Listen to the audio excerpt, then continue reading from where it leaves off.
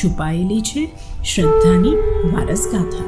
આજે માત્ર પ્રસંગ નથી, આ એક દૈવી શરૂઆત છે, જ્યાં એક માં પોતાનું હૃદય અને એક બાળકનું આખું અસ્તિત્વ તૈયાર કરે છે.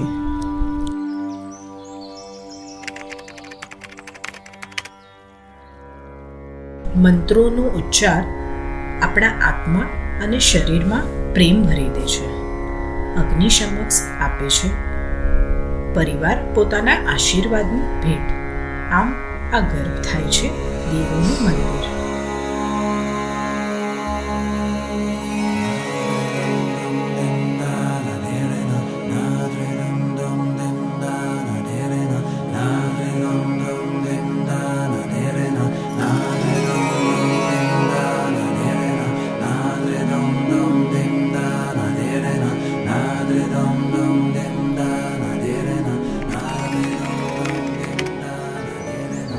આસપાસ છે પરિવારનો પ્રેમભર્યો વલય.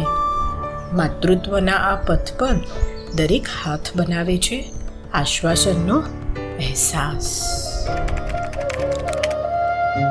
વિધિઓ વચ્ચે ઉગી નીકળે છે સ્મિતની કળી, જ્યાં મંડપમાં પડે છે હાસ્યના ઝરણા અને સંગાથના રંગો.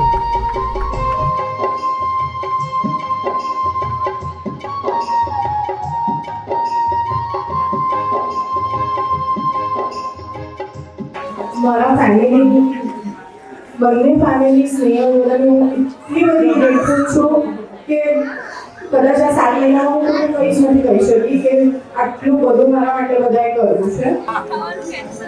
ખાવાનું કેન્સલ. યસ, હવે મને લાગ્યું કે આજે કંઈક કહીને હું બધાને થેન્ક યુ વર્ડ તો નાનો જ છે, પણ તો પણ કદાચ થેન્ક યુ કહીને હું મને એવું લાગે કે મેં કંઈક સામે કીધું, બસ એટલા માટે.